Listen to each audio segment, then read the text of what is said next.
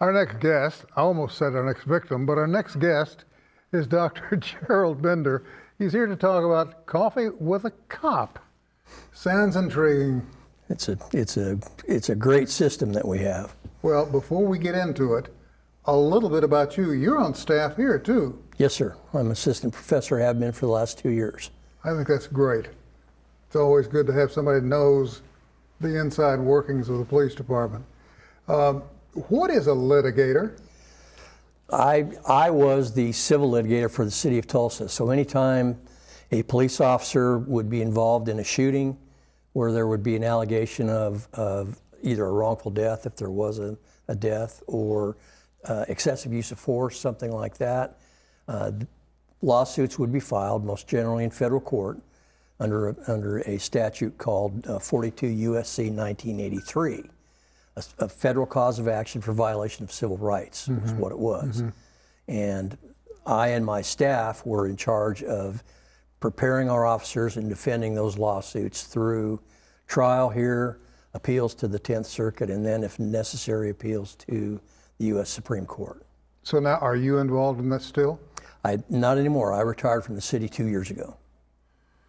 So what is coffee with a cop?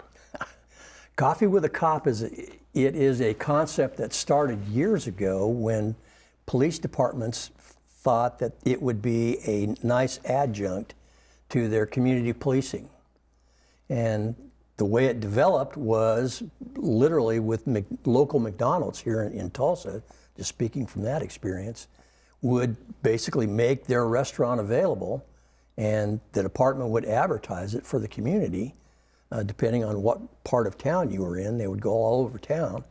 And officers, the chief, including the chief, including myself and some of my litigators, but all of the officers in that patrol division were advised that they should stop by if they were on duty.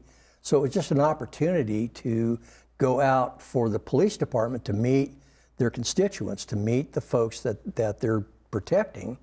And it gave the citizens the opportunity as well to meet the officers, to express any concerns that they might have, to applaud what they thought might have been successes, or to just ask questions and learn to appreciate each other, both sides, as persons rather than just a badge or a complainant. Mm-hmm.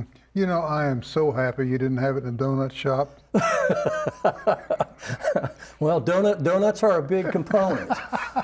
We promise the donuts. Our officers call them power rings, so it's kind of a disguise. But Power rings, I like that. As I understand it, the Claremore Police Department, Rogers County Sheriff's Office, and a dozen other law enforcement agencies are going to be involved in this.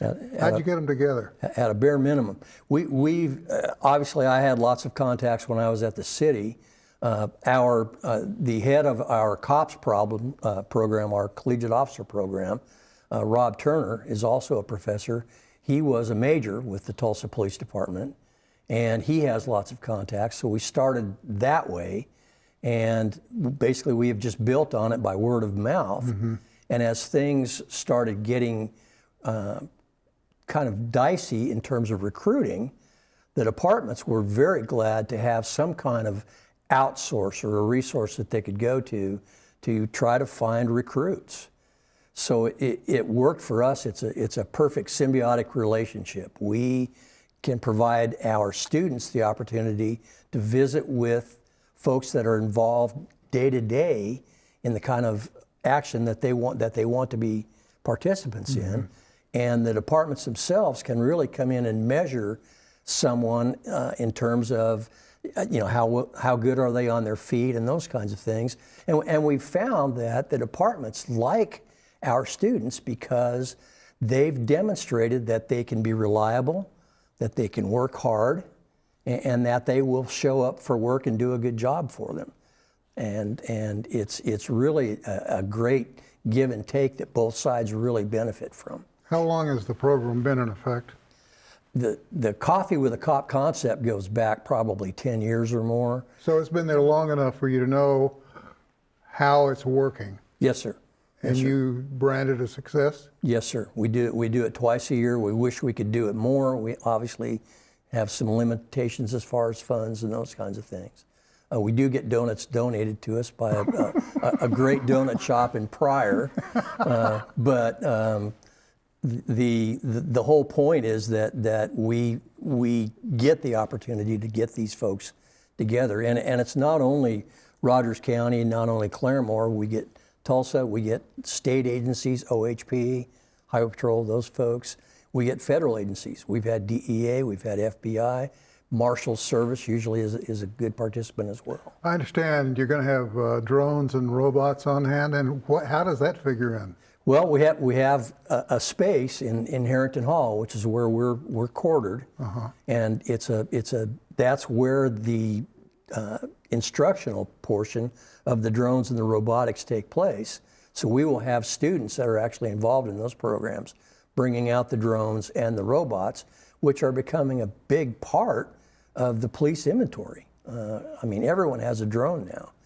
And obviously what the police departments are flying are significantly more sophisticated than what we have, but that is really the future. I mean, it is something that is less dangerous for the officers. They can send a robot with a camera into a room there might be a barricaded suspect.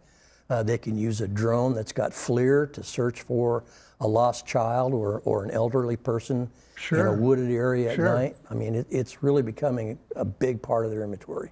We got less than a minute. If someone's interested in immersing themselves into this, how do they go about it? What do they do? All they need to do is call RSU and just ask for the Criminal Justice Department and ask for either myself or Professor Turner, and we'll be happy to meet with them, guide them through whatever they need. Sounds good. Hey, thank you for taking time. You're very well. I really appreciate it. You're very welcome. Short break. We'll be back with more right after this.